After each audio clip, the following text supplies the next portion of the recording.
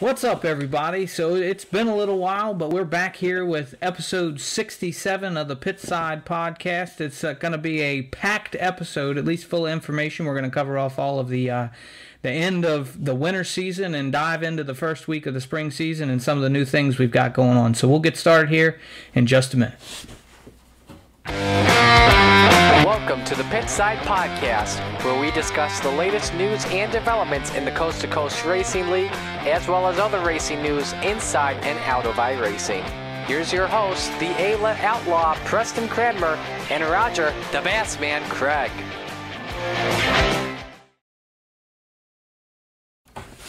Yep, so we're back again. I mentioned in the intro there, it's been a little while. Roger and I have both been pretty busy. With different things going on. I got lots going on in the karting world, trying to get that prepped and ready to go. And I know at the end of the season, which I was involved in a little bit of that too, getting everything set up for the new season and running for a championship at the end of the season. It's been a busy few weeks for us. By the way, buddy, congratulations, on your championship. Thank you. Here's the thing. You and I both, we'll review the champions. But, hey, before we do any of that, we want to start a new segment here called The Podium. So we'll open every show with The Podium, which is like 3 topics that we're going to cover off. We're going to try to keep it to 3, and then we'll bring on guests. We don't have a guest this week, but then we would bring on a guest. If we got more to discuss, we'll bring on. So this is the Podium section. So we do want to talk about the past champions.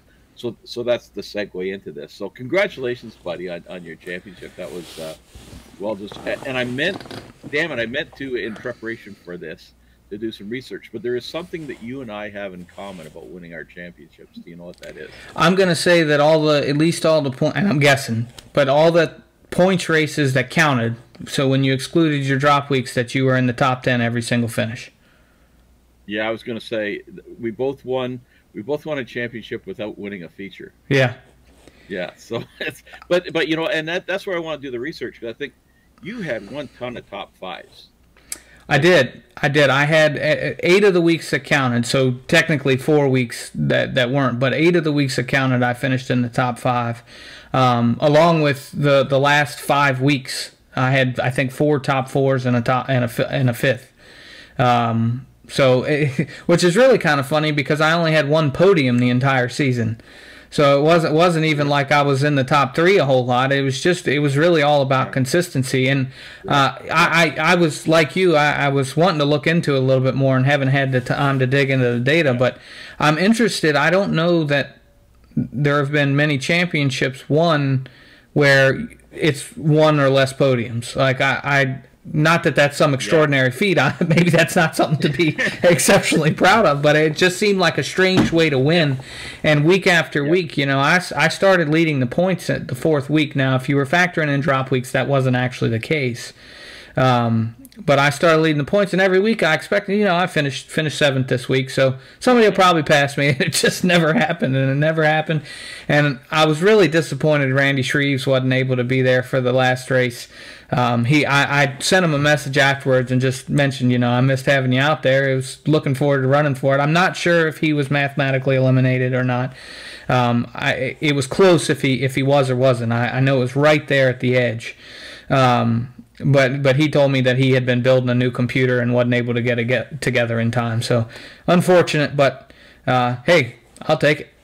Yeah, and we're not the first. I mean, there's been many. I think Blake Chapman, one season there was somebody a significant name, won a championship without winning any features. So, yeah, but it's consistent, showing up every week and all that sort of stuff. So hey, and I'm living proof that almost anybody can win one of these things if they show up all the time and and just try to stay out of trouble. And not that I always do, but I obviously did on the matinees more than I normally do. So anyways, but let's we'll just go quickly over those champions. Bob Light, of course, surprise. Bob Light won the Roadrunners.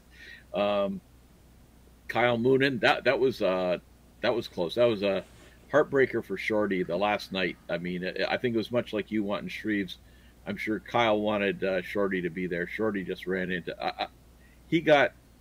I think he holds the record now. I was talking to him he got 3 toes in a feature, and I don't think anybody's ever had 3 toes and not gotten out of the session. So kudos to Shorty. You know, he played it out, and I'd be, you know, and he had a zoom camera on him. I would have been throwing things by that time, but he was handling it well. So kudos to Shorty, and that was a great run, and I think that was Shorty's coming out party. Like, he's gone to another level this past For sure. season. For sure. Yeah. And, you know, I'd be interested in, and hopefully Shorty doesn't get upset for me mentioning this, but I'd be interested in the opposite of what we were looking at our stats.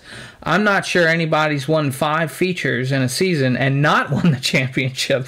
So I'm not sure. It's pretty interesting. Yeah. Shorty, but he always seems to be good with numbers. He might be able to, you know, refute that or something. Say some guy won 6 and never won a championship. Yeah. Anyways, so yeah, Kyle won that. Preston Cranmer won the Rebels. Congratulations, Preston. Jeff Flero won the Raiders. Jack Hitt finally won the Topless. He, I think, finished second 3 years in a row. Yeah. So and Jack has stepped up. He's admitting those now. So he's added pressure to himself. But the first week is over, and him and Terry Landis both ran into issues and finished at the back of the pack for night 1. So yeah, that opens that one up, because it was always between those two. The 305s was Blake Chapman, 360s Randy Shreves, pro lates. It was a short season, but that was Nick Vickery. Great race tonight. We're doing this Thursday night. It was a great race tonight. I was watching some. It's going to be some excellent racing. Small block and big block, Logan Gill. Logan was pretty dominant. I don't think he showed up tonight, so you know, that could be interesting. That'll make that race interesting. King of Dirt was Nick Vickery. The Matinee 360s, needless to say, we don't need to go into that one. I'll be showing 2 trophies. I was thinking that when you mentioned it earlier. I don't know if you're planning to win one this season. I'm not sure what you're going to do come podcast time, because you only have 2 hands. Yeah. Well, actually, I think what's happening though, we're cutting back on trophies, and it's not. We've said before that the fund doesn't cover everything. It's not a financial thing we're cutting back on, but it's poor Andy. You know, we got 22 divisions, and it's too much. You know, yeah. He's swamped. So what we've said is anything that doesn't have, I think, 15 or 13 cars, one of those counts, we'll just get a certificate. Instead of a trophy, because it's just we're trying to give him a break. So I don't think that's, unless I win on the evening thing. I'm lucky if I get a top 10. So I got that. Greg Boydell was the retreads. So you know, for all the old boys, Boydell was winner of that. Joe Canellis won the Matinee 305s. He was pretty pumped about that. And Aiden Young, he must work shifts or something, because he showed up and won the modified division in the Matinees. And then the asphalt, the pickup, and piston cup were both won by Kyle Parker. I had a chance at one of those, but I think I was pretty much I was out. If Parker even showed up, I was out. I was leading, but he, you know, in fairness, he had 2 drop weeks, or 2 less weeks than me, and he was still beating me. So, right. You know, yeah. So yeah. Anyways, that was. So that was the champions. Congratulations to all of them, and that's our first step on the podium for tonight for our discussions. So the next one, I guess, would be this coming season, talking about everything that's going on here. Yeah, and this is probably over the last couple of seasons, you know, I'll say we maintained the status quo. We didn't make a lot of changes. You might move a division here or there, or start one new division, but this season, as far as the scheduling and everything, is a lot different. You know, 2 weeks Did I just open up a can of worms? Just bad memories. You know, with 2 weeks to go, everything was pretty much set. It was all solid. We had all our broadcasters, everything, and then I'm gonna, you know, put it out here. VGN dropped the ball on us. Like, we had agreed, we were going to give them an increase in a significant increase, and we had come to a verbal agreement. Everything was good, and then 2 weeks before the season, we're not going to do it. So that caused the most musical chairs in the history of the league, to the point where, so I was trying to line up broadcasters that were available, sponsors that wanted to have certain races, maybe even on certain nights, and it ended up just everything just got thrown in the bucket, turned upside down. there must have been 20 iterations of that schedule. It was just driving me nuts. And we ended up moving Hometown Heroes to Tuesday, and we were having this veterans and first responders night on Tuesday. That's now on Wednesday. We moved Extreme E-Speed TV from Thursday to Tuesday. Marty's and then Joe Halter moved from Tuesday to Wednesday. I hope everyone's taking notes. Oh yeah, Marty picked up the Thursday one. Good on him. And that's the good news is we got 3 broadcast teams. Yeah, you've seen it. You've been in those threads. We have a group thread, and they're all very, very helpful to each other and helping everybody through, all the difficulties. That's exactly what I was going to say, and I'm not saying it's better quality or worse quality, not even discussing that at all. But this is the most cohesive group of broadcasters we've had since the very beginning. Everybody works together. Hey, I'm having trouble with my computer. What do you suggest? It's been awesome, especially when we've got 2 newer broadcasters who need some advice here and there, and having somebody that's professional at it to help them out really makes a big difference. Well, and to the point where I can't make it. Like Andy, and Andy's running a business with like 400 or 500 employees, and I can't make it this night, and the other guys are stepping in for him. Yeah. So it's been really, really good from all levels, and just all the drivers should be thanking these guys because they all go the extra mile for the league. For sure. They really, really do. So it's much appreciated. But so just going back to it, the Monday night we had some great car counts. We opened up the Rebels division from 225 to 250, mainly because it was just too narrow of a gap and we weren't getting the car counts. So we had, I think, 30 cars on Monday. It was Dean Reynolds had messaged me and said, like, I was getting all nervous, and I can relate to that. You start to see more than 28 cars, you start to get panicky. Now I need a good qualifying time and all the rest of it. So it was good. We had a great car count for Renegades. So I think those 2, and the Raider series, like Monday night's great. Tuesday night, Hometown Heroes. We're trying to. Everybody wants the UMP, so we're running it. I thought it might fall on its face, but it didn't. I think we had 20 cars or something. That's pretty good. Or maybe even 22, 23. So it's holding its own. The 360s, of course. There was I forget what the count was, but it was like 30 cars or more. So it was that panic time for me, and then we ran the Hawkeye. So Hawkeye was, I don't know, and that's going to roll into one of the third things we wanted to talk about here was I-55. But I-55 has its issues right now. I think they just made a change with the pit speed of the pit speed. It's like went from 45 down to 35, or went from 35 to 45. I can't remember, but it affects the pace truck coming off, because I know I had 2 instances where I got black flags. There was a caution. I was at the back of the pack, and he would pull off.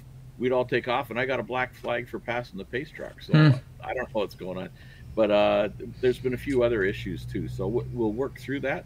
But the track is awesome. It's very. Have you run any races at I-55 yet? No, that you guys did the test run for the UMPs there a couple. I guess it was last week during week 13. Yeah. So I jumped in during practice. We had a meeting that evening, but I jumped in and practiced a little bit. Well, I haven't run the UMPs in a little while, so I was a little rusty anyway. I love the track. I seem to really like it, but I didn't get to catch the Hawkeye last night. Was that, or Tuesday night? Excuse me. Yeah. So you mentioned it was kind of iffy. Was it? Do you think it was related to the track size? I don't know exactly what the issues were, but I was wondering if that would cause a problem. So, some of the guys, I actually put a poll up with the guys that ran it saying, should we ever do this again? That was our third. I'll just say, like, I'm not crying, but I am so busy right now with new season and I'm still trying to get the stuff done, get caught up. But this takes a lot of work because you end up having the qualifiers and then guys can't make it, or which car do you want to do, and then you got to pre-grid it. So there's a lot of work ahead of time. And then the racing, I don't know if it's unique. It's kind of cool. There's a couple of shots there on the broadcast I was watching where there was like all six different cars coming out of a turn. It was just like wild to watch. But half the guys, a majority of the guys still wanted to do it, but there was a significant number that said just drop it. But what a lot of guys said was put it on a longer track. Yeah, because I think that's part of the problem was everybody getting caught up, lined up, and then you're catching the legends and stuff, and but so well, I think that was a good point. I think we'll do that next time. I was basing that question off just a comment that I saw Terry mention. I wasn't talking with him at the moment, but he mentioned that I think he was in a legend, and that he was getting caught so frequently he just kept kind of having to get out of the way, and he couldn't really race. That's what I was thinking. I was like, it's a tighter track. The banking, makes a little bit of a difference because it pushes you into certain places. So, I think a place like Knoxville or Lernerville even really worked okay. But I think just not having the wall there makes it feel that less tight, and it maybe makes a little bit difference. No, yeah, and I think a couple of guys got black flags or something from. We were clearing blacks, but got put a lap down. Because of a glitch. Yeah. So we're keeping a close eye on that and see what happens. But other than that, it's a great racy track. And John Hine, he's actually raced pro lates there, said they nailed it. The track is, it's just like the track. That's cool. Really got it. Yeah. So that's all good. But anyways. I'll say it right now. I'm having second thoughts about the 305s because we got rid of probably one of the most popular divisions we had. Like I was looking today at average counts, and we were averaging over 30. We had 40, I think, a couple of times. Yeah. So I'm really trying to work them coming back, and I have said like the UMPs, King of Dirt. And 410. If they're not supported, I'll only give them like 2 weeks and they're gone. But having said that, the 410s on Wednesday night, man, I think it was 23 cars or 20. There might have been 25. Somebody might have gone home. So, it was, and it was significant that some of the big names weren't there. So I don't know if there's another series going on at the same time, or they just don't want to race fixed cars, which is fine. But the racing was great. It was really, really good. So and what track were y'all at this week? That was at Cedar Lake. And okay. So it's not probably the best suited track for 410s, but guys drove. There weren't too many cautions. I was really pleasant. I was pleasantly surprised by the numbers, and I was pleasantly surprised by the racing. So I think that's going to really be a great series. The one I'm starting to have second doubts about is the King of Dirt series. That was the one that was, I was looking at numbers today. It started out strong last season, but we had a couple races where there was like 10 guys, 9 guys, 8 guys. So you might see a change in the schedule there. It says right on the schedule, subject to change. So I think there's a lot of guys would like to see the 305s back. I was a little frustrated by them at Volusia because it was a train. There wasn't a lot of racing. But I think I-55 would change that, the racing I've seen there. We ran our first veterans race. I think there was only 8 guys. We don't expect big numbers there, and that will grow. But it was one of the best races of the season. It was like 3 guys, almost 3 abreast, coming out of turn 4 for the lead. So, again, so that was the 305s, and they were racy. They were using all the tracks. So a good reason to bring them back, maybe. So stay tuned for that. I just don't have anything final on it. And then Thursday Night Thunder, it was... nothing's changed there really. We brought the pro lates back to Thursday night, and it's really, really, it was pretty good showing. We didn't have to turn anybody away tonight, and we've had that in the past. But I think give it a week or two, and I think you'll see those numbers grow. Yeah, and I know Marty was super pumped up because he was getting to announce the mods again. So you mentioned that earlier that he stepped up for Thursday, but I think that may be a misnomer. He was chomping at the bit to get back to those dirt mods. So that was pretty cool. It was, and it was good. It's a great.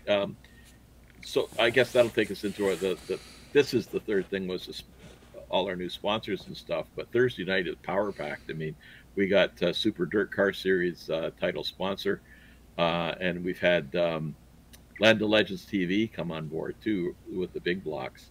So those are 2 big hitters.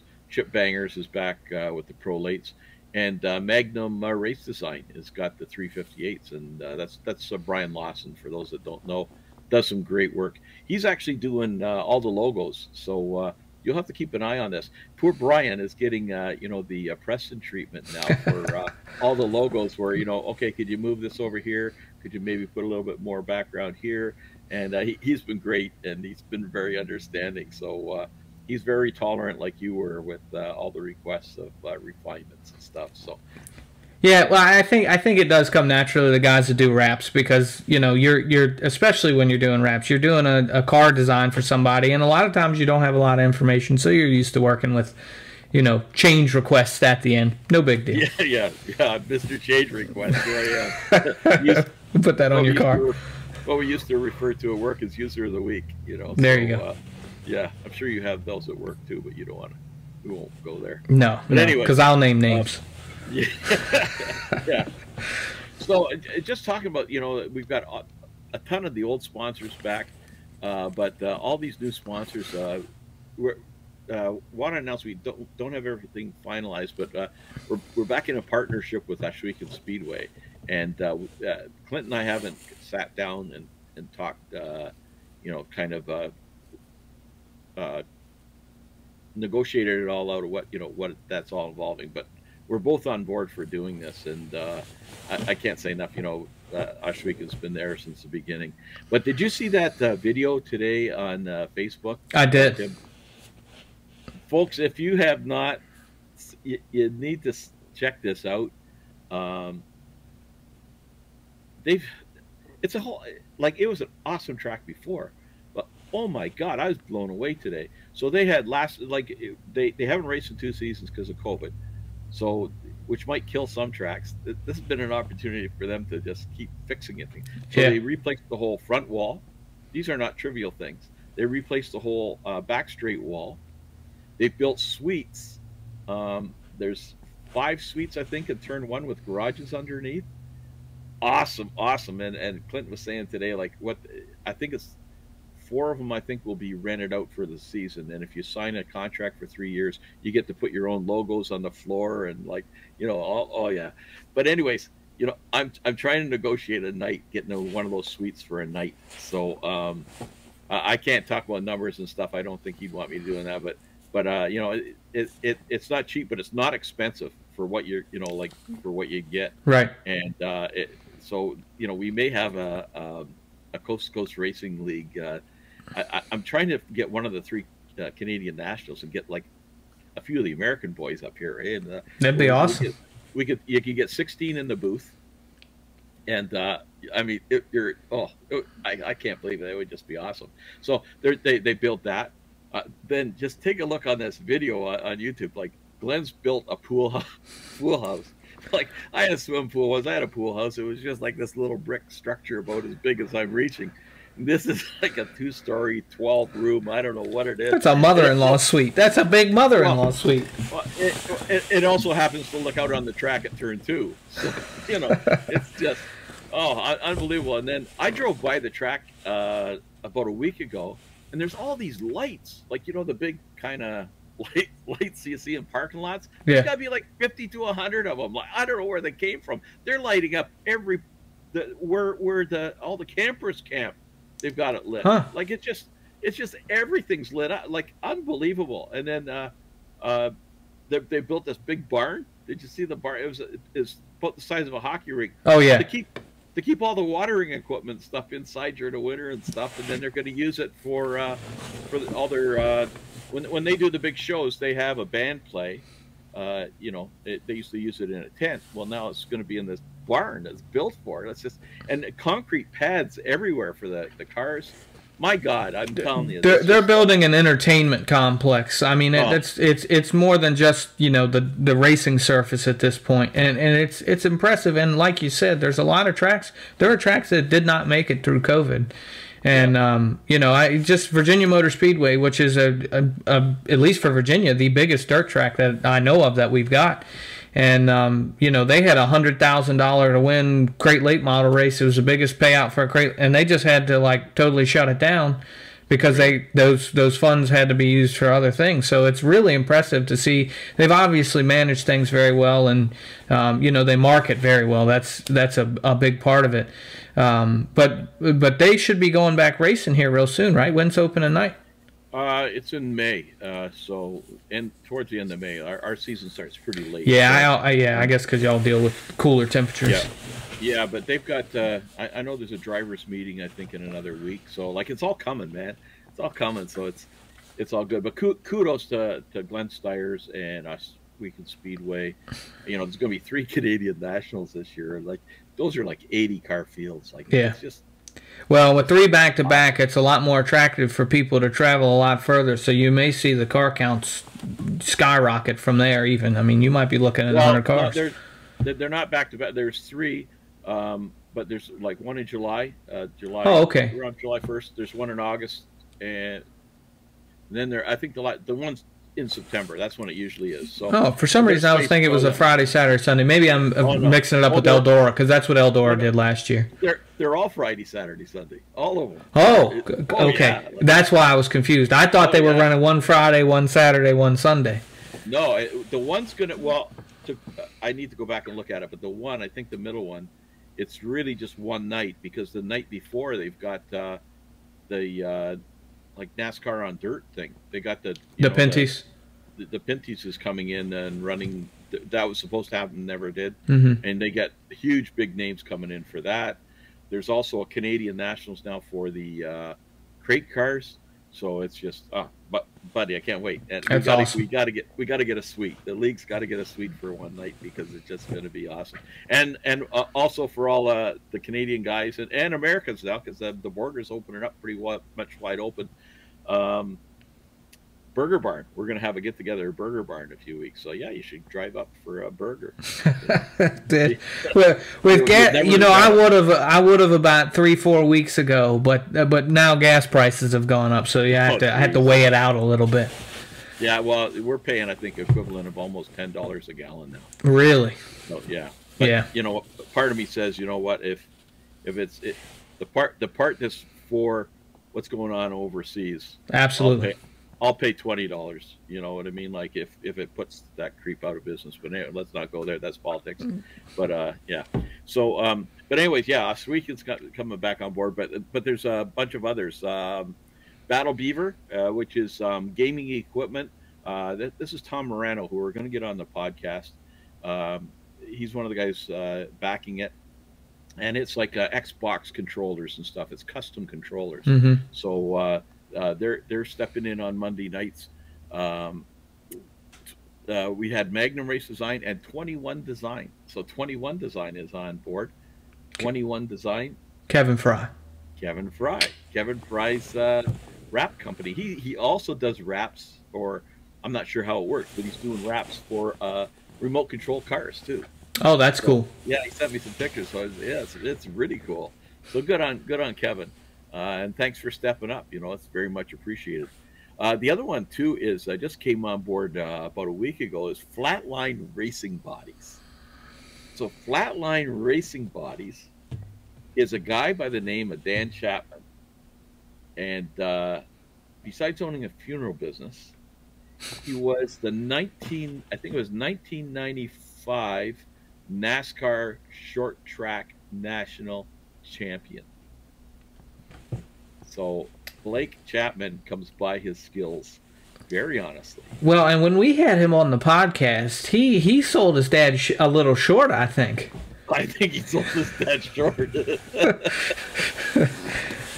So yeah, the Flatline Racing Body. So he produces the sheet metal and stuff. Yeah.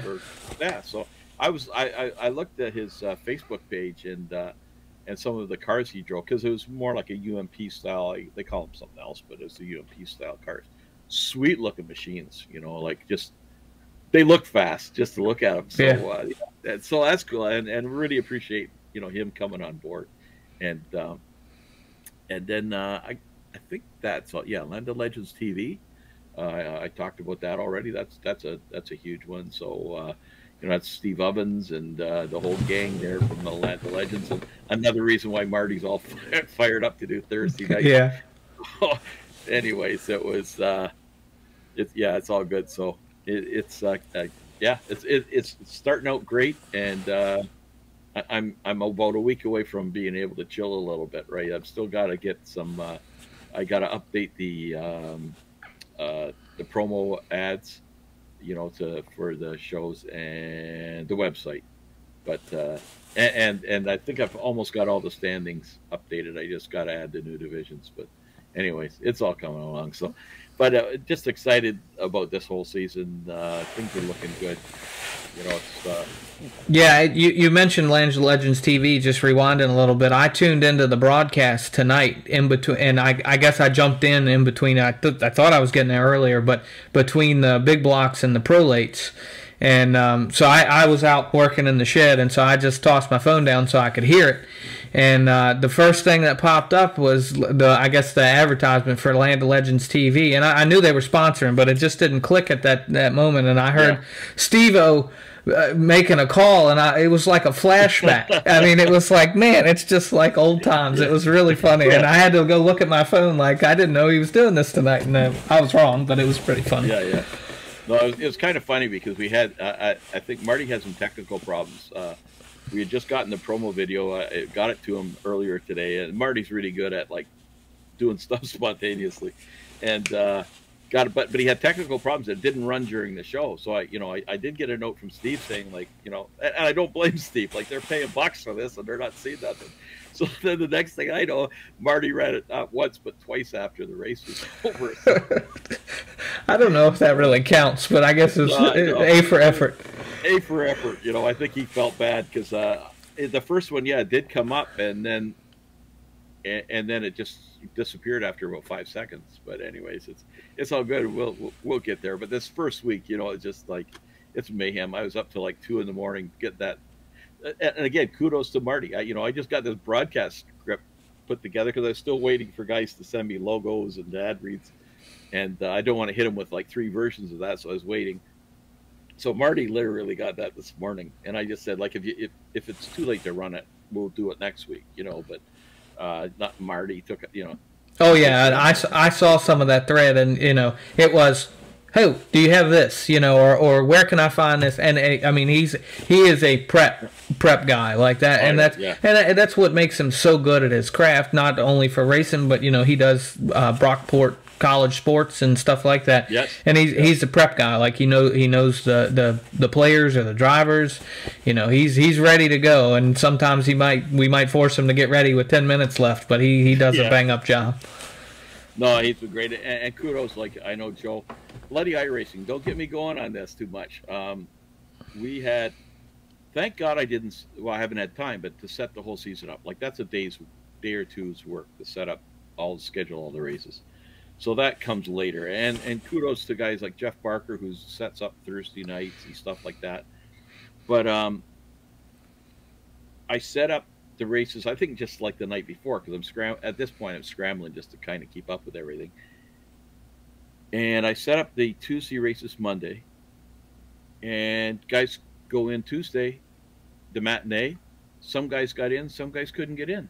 It's like they didn't qualify. You know what I mean? Like they're, but it was open. It was wide open, like iRating wise and stuff, license wise. So I had to recreate another session right away, and then. Same thing. I'm sitting upstairs, kind of taking a bit of the night off. My wife's not feeling well, and I get a message like, half the guys can't get in the session."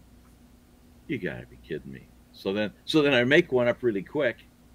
I got that done. So then I for the 410 race, I thought I'll delete that and make a new one. Right. Well, I made a new one from the last one I made, but it was I clicked on it and I forgot to say because folks, when you set up a session, we're looking for volunteers. When you set up a session, I've documented this in a document now, Preston. There's over 100 things you have to either check or just but there's 100 different items in a heat race that you have to go through and set. So anyways, I created a session just like the last one. Well, I clicked like put it on right now because it needed to should have been ready to go. Yeah. So then when I went to do the 410 one, I said, set up like the other one. Well, it set that one up right away to go. And I'm thinking, holy jeez. Now so people are going to get confused, and that's no good. And anyways, I finally set up a third one. The point is, like I spent about $3, $4 in iRacing credits. And I usually say, well, it's $1 here. Like this happens but you know what? Since the league started, it's probably $100 that we've lost just because of incompetence on iRacing side. Yeah. So I'm going after them because this is crap. We're spending over $1,000 a season or a year, a calendar year. This is significant. We're doing 22 races a week. And that's outside of everybody's subscription fees. When you really come down to it, yeah. So it's just kind of, I need a iRacing credit here for the league because it's just. Anyways, that's my rant. So you got me going. And we have no idea why only some guys could get in. Don't know. Yeah, that's interesting. And I haven't had time to even look and see is there a thread on this. I'm sure we're not the only ones experiencing this. Right. So I remember that happened to me one time last season. I don't know if it was the same thing because I was able to get in from the site, but when I went in, it looked like I was ineligible. And luckily it was maybe a topless Tuesday race where it's not a lot of guys, so we were able to jump around in Discord and anybody that wasn't able to get in. But it sounds like it may be the same issue, and I'm with you. Like iRacing does a lot of things really, really well. I mean, as far as sim racing, there's not anything, especially for dirt, there's not anything better out there. But as far as some of this back-end stuff and little things, like you're mentioning with I-55, now it's a new track. There's always going to be some bugs to work out. You expect that, yeah. But like I look at Cedar Lake, I had the issue this week, and I know I wasn't the only one, where you practically cannot pit because as you get to the entrance of the pits, it closes. My theory is that it's set incorrectly, and it's as you come to the end of the front stretch, the pits close, just like they do on a track where they're on the infield. But I happened to go in the pits. It just happened to work out. It was not the caution that I wrecked on. It was the next caution. So the field was all spaced out, and I go around the track, and it just happened to be open. So I go in, get my fast repair, go to come out. Pits are still open, and I enter the track, and I have a black flag. And so I was like, well, there goes my race. I didn't even earn this. And so it was about 10 laps to go. And I was just kind of puttering around in the back trying to keep my IL down, and I realized, oh, my black flag went away. So at some point, I guess maybe when the green flag fell, it reset. But it should never pop up. Like they patched that with a Band-Aid where it'll remove your black flag, but it's still wrong. No, and I've had one where the other night I was a lap down. It was me and another guy a lap down. I can't remember what track or wherever. And okay, I'm gonna say. Okay, so a few of us are lapped down. We'll race each other. You know what I mean? Right. All of a sudden, we're next caution comes out. We're on the lead lap. Yep. Like what the hell would happen there? But anyways, that's iRacing. Like overall, yeah. But there's stuff like that just drives you nuts. I want to mention another one too. Is Thursday afternoons now we've got the Indy Cup, and we just did our first race today. Oh my God, I'm telling you, those especially for old guys. Those cars are so fast. We're basically following the Piston Cup and the Pickup Cup. Like it's mostly all big ovals. We're not doing any road courses with them. It's just because we wouldn't get the car counts.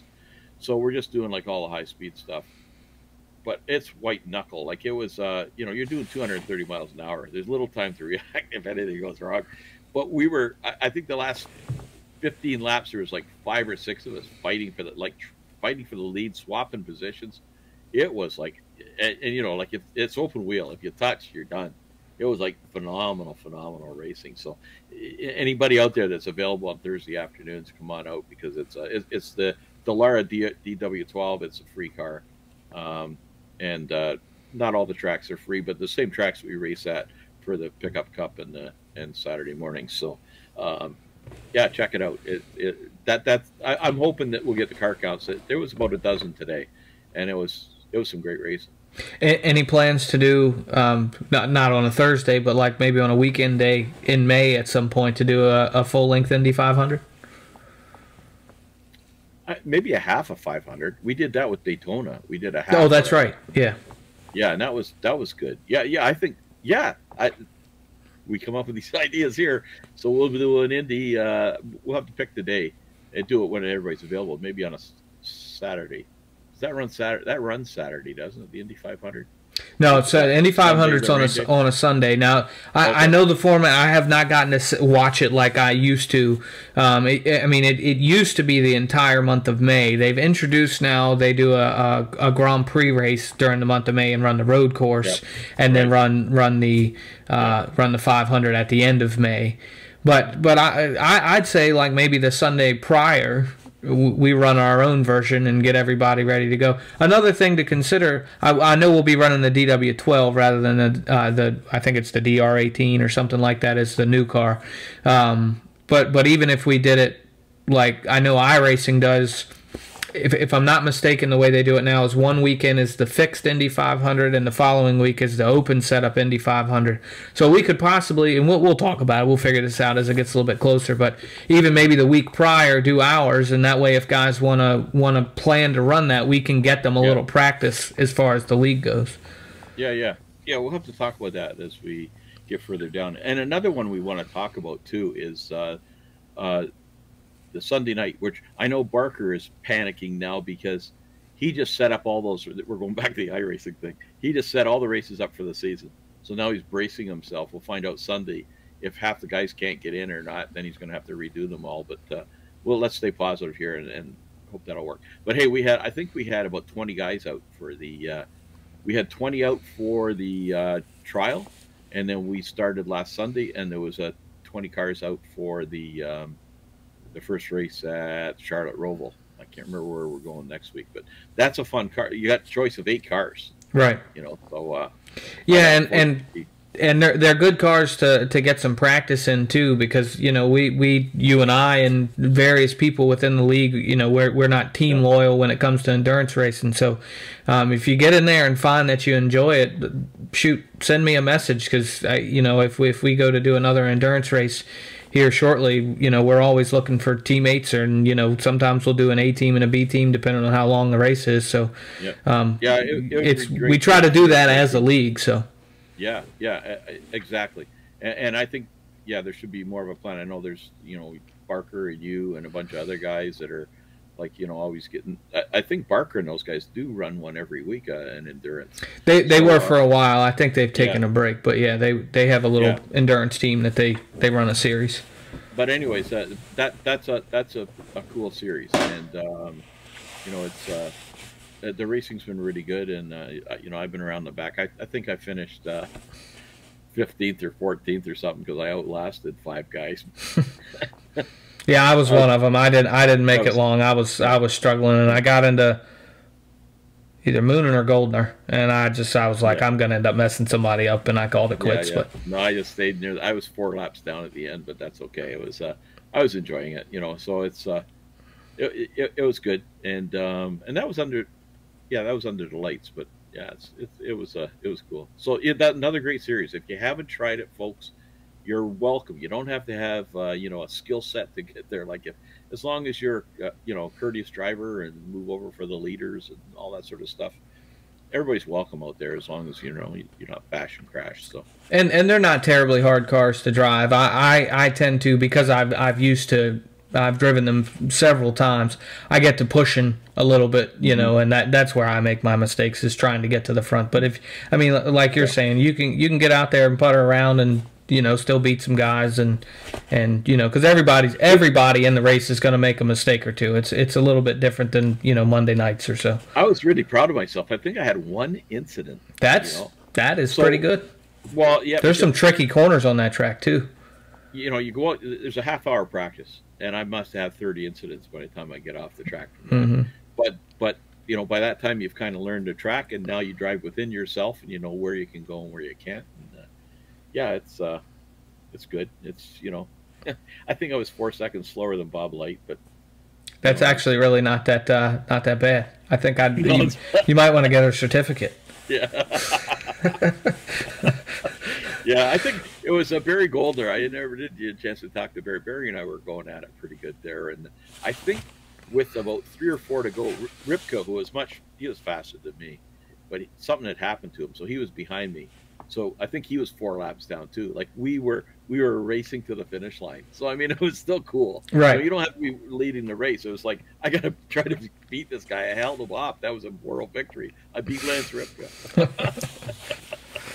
So anyways, that's all good.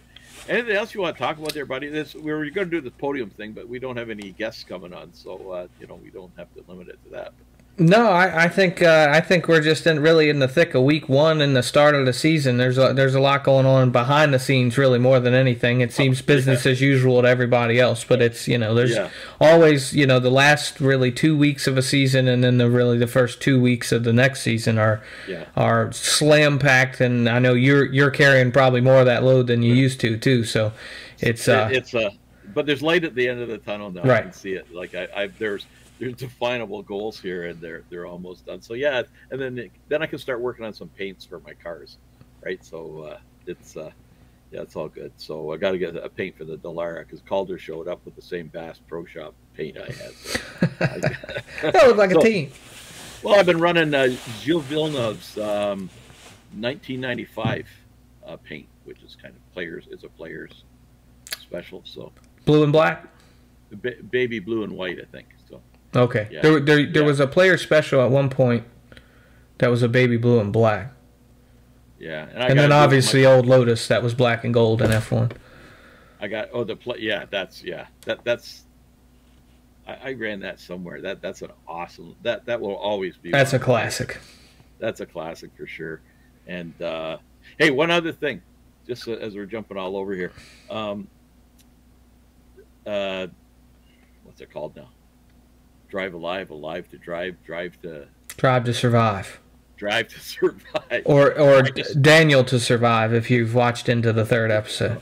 No, I just done the first one, but folks, if you have not watched Drive to Survive, you got to get that. This season's going to be phenomenal. I can't wait. So I think I got to, I think we're 4 episodes in. Penny Lee is actually watching with me this year and thoroughly enjoying it. And that should tell anybody something if you've never watched it before. And I will be the first to admit, if you are a rabid F1 fan like myself, there will be parts that bother you. They do dramatize some things a little bit more than they actually occurred in the season, but for the most part, the story this season's better than the past couple.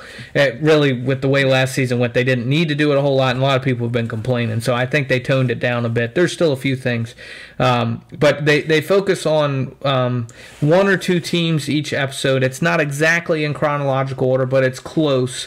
But they really get in depth, and it's very interesting. Yeah. And in particular, you haven't seen it yet, but the I think it's the 4th episode it focuses on Haas, and if you follow it at all, you probably know Nikita Mazepin has left the team. His father is a Russian oligarch and could not legally pay the team anymore, and Nikita's a pay driver, right? So instead of getting paid to drive, his father pays for him to be in the car, and so he's been removed. That doesn't make the episode because that only happened really 2 or 3 weeks ago. Yeah. But it was a man. That between him and his dad, they are hard to get along with, and it was very interesting because Gunther Steiner is probably the most entertaining guy on the show, but I always thought he was exceptionally open, even during the season, not even just in Drive to Survive. I had no idea that was going on, but they almost pulled their sponsorship halfway through the season last year and just quit racing. And now I'm giving things away. So spoiler alert, but the story around it is really interesting. Yeah. So I still have about I guess 6 episodes to go, but the first 4 were incredible. And really, I thought the first episode was pretty boring compared to the other one. So you're in for a treat.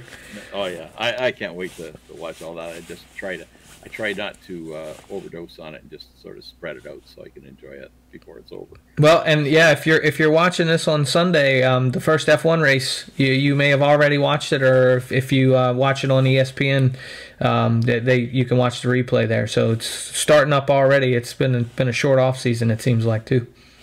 Yeah. Well, all the racing started. Dylan's down in Texas. Well, he'll have driven in Texas by the time you see this, and. Which is just not just Dylan. I mean, the racing's starting up everywhere. Yeah.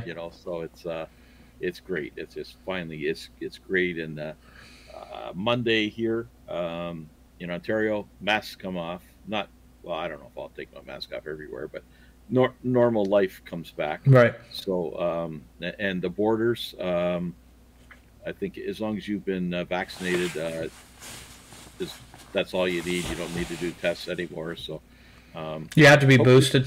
Just wondering.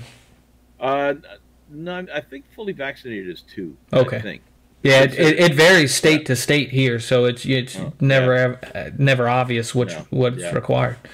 Yeah, so hopefully no variants come along that are going to screw this up, But for now, things are approaching normal, which is great. Today here was 68 degrees. It's gone from like winter to, it's going to go back again. But like I was out on the back deck and got the barbecue ready. Oh yeah, and, the grill. the grill. The grill. And, you make barbecue on a grill. No, you barbecue stuff on the grill. So, anyways. On the grill, right? Yeah. You're right. Okay. Well, we settled that. Yeah. So, anyways, yeah, but it's all good. Everything's coming, and that video I saw last weekend today just got me super pumped. So it's. You gonna be there week 1? Oh, season ticket holder. I'll be there. Oh, okay. I didn't know they did that. Most of the tracks down here don't have plans like that, or at least that I know of. How much do you think? Now the prices may change because of inflation. How much do you think it costs a senior to go to? You've seen the races at on G-Force TV, of course. Right? Yeah. It's like every class has like 20, 30 cars. There's 3 full heats in every class. How much do you think it costs to go to Ashweekend? Now, you just said something a minute ago. How much does it cost a senior to go? Do they give a senior discount? Yeah. How much? Okay. Yeah. How much do you think it costs a senior to go to Ashweekend Speedway for a night? Friday?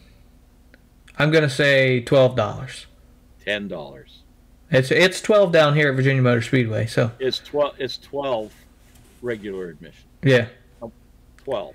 That's what makes local racing so great.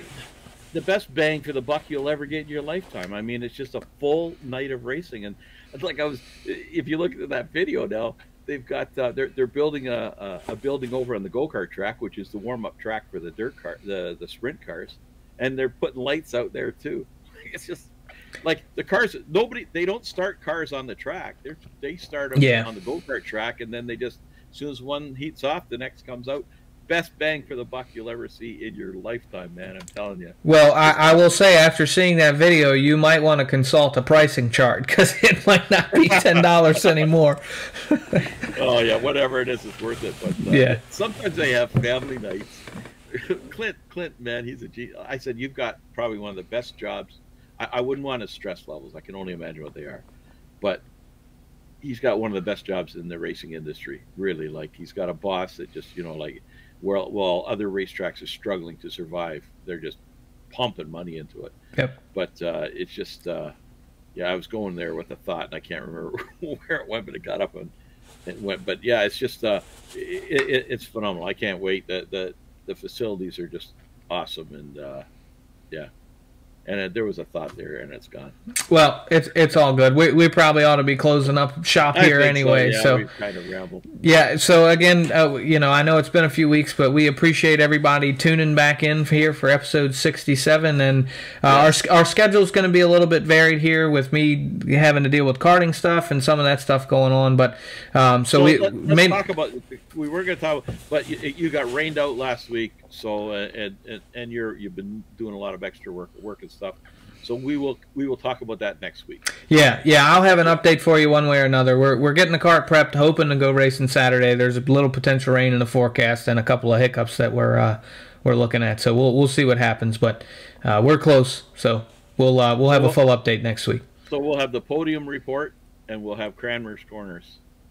Yeah, and somewhere down the road we got to get Connor's corners. Well, we can always do Cranmer's checkers too, or something, But we'll see. We'll see how it goes. Nice helmet, by the way. Bring the helmet on the podcast next week. Yeah, okay. If it wasn't out in the shed, I'd pull it in now, because it was back here. But So I guess have you seen that in detail, or did you just see it in the faded out background I put in the one? Because I still haven't revealed my title sponsor yet. I've been trying to get together with them, and we were going to do a reveal video and pull the cover off the cart. Because I will tell you what, the cart turned out I'll send you a picture. The car turned out so stinking good. Like, it just, everything fell together. I have a funny story. I'll tell it another time. I ordered some decals, and they were horrible. But it turned out really, really good. I was going somewhere with that, and it got up and left. But anyway, but yeah, so we're just getting prepped. But yeah, I've been wrapping all that stuff myself. I did buy some graphics for the card itself, but the helmet I did totally, and so I'll post some pictures of that too. It turned out well. Saw that. Yeah, you saw the back, so there's been I've added quite a bit to it since then, some color and all that. So I'll post those pictures here. I'll post them in the next little bit. So yeah. Okay, that sounds great, man. All right, guys. Great lead into next week's show. Yep. Number 68. Yep, we'll be back here for episode 68 next week. We appreciate you tuning in. We'll see you then. Drive safe.